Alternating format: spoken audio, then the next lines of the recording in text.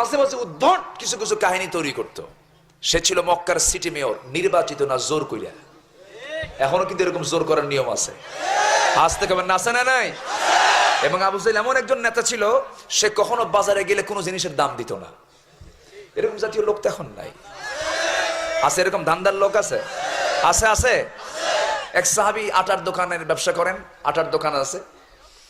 তো আবু জাহেল গিয়ে বলতেছে, আমাকে এক বস্তা আটা দাও তো।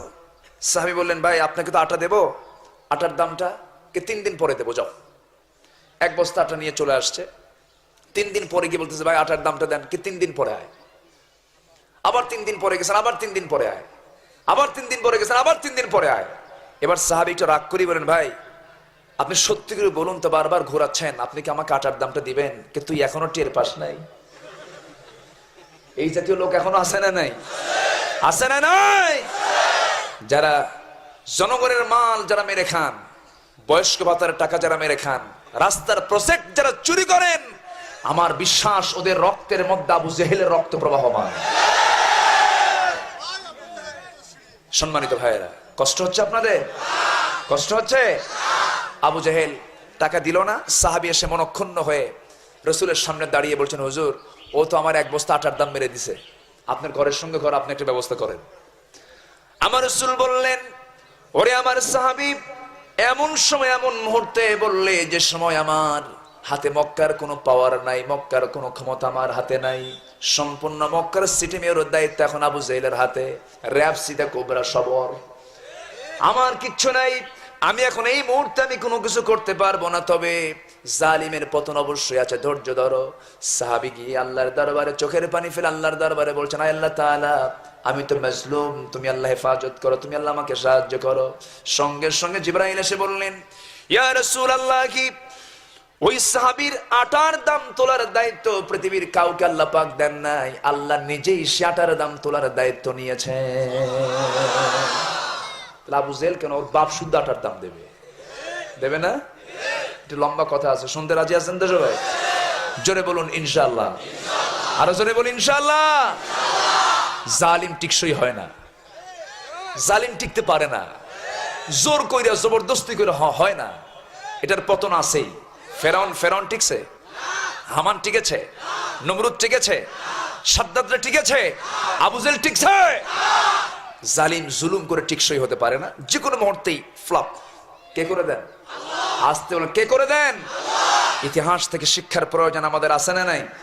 আচ্ছা, একটু কান লাগান, একটু মনোযোগ দিয়ে শোনার চেষ্টা করবেন। আমি আল্লাহর কসম করে বলি, আমি কাউকে কটাক্ষ করে কোনো গালি দিতে আসিনি। আমি not only Awami League, BNP, তারপরে জাতীয় পার্টি, ইসলামী দল, যে দল করেন সমস্যা নাই, কিন্তু আমি কিন্তু সেই পক্ষে কথা বলতে যাব না যে পক্ষে আমার আল্লাহ কথা বলেননি। আমি কোন পক্ষ নিয়ে কথা বলবো না, তবে আমি পক্ষ নিয়ে কথা বলবো কার? আসতে বলবেন না, কার? যারা রাসূলকে গালি দেবে, কোরআন কিনে বাসে মন্তব্য করবে, আল্লাহর আইন কিনে কটূক্তি করবে, মুসলমানের উচিত তাদের জিহ্বা টেনে ছেড়া। এই ক্ষেত্রে কোনো আপোষ করা যাবে? আমরা এখন এখানে বসে আছি, কিছু কিছু ইউনিভার্সিটির প্রফেসর যে সমস্ত আপত্তিকর কথা বলেন। কয়েকদিন আগে এক অধ্যাপক নামের কলঙ্ক, এই কুলাঙ্গার বলেছে ভূতের বাচ্চা সুলাইমান। জোরে কর নাউজুবিল্লাহ। সুলাইমান ভূতের বাচ্চা? কার পয়গম্বর? আসতে বলবেন না, কার পয়গম্বর? একজন নবীকে ভূতের বাচ্চা বলে সম্বোধন করা হলো। উচিত ছিল এই সমস্ত নাস্তিকদেরকে পায়ের তলে থুয়ে জিহ্বা টেনে ছেড়া। ওই সমস্ত অন্যায় নাস্তিকদের বিরুদ্ধে মোকাবেলা করতে রাজি আছেন কারা কারা? দু হাত উঁচু করে তাকান।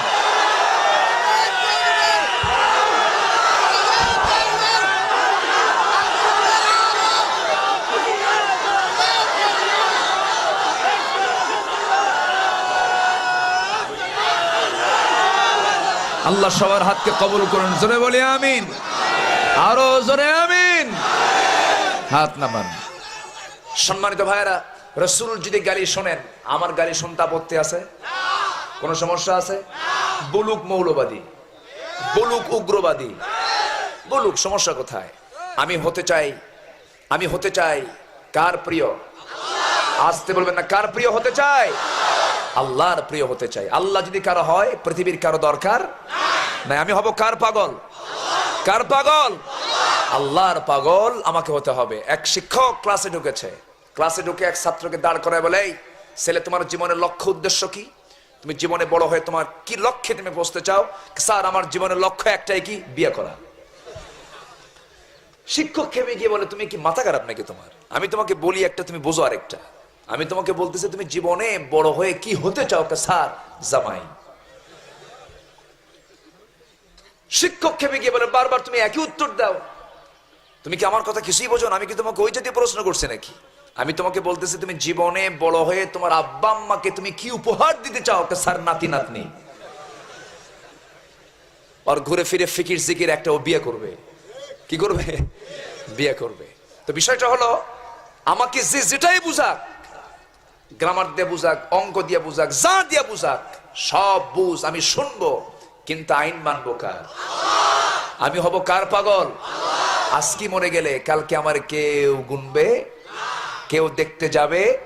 দেখবেন কে? আল্লাহ কোথায়? উপরে কোথায়? কোথায় আছে আল্লাহ? কোথায় আছেন প্রশ্ন করুন কোরআনকে। কোরআন সুন্দর করে জবাব দিতেছে, আর রহমানু আলাল আরশি ইস্তাওয়া।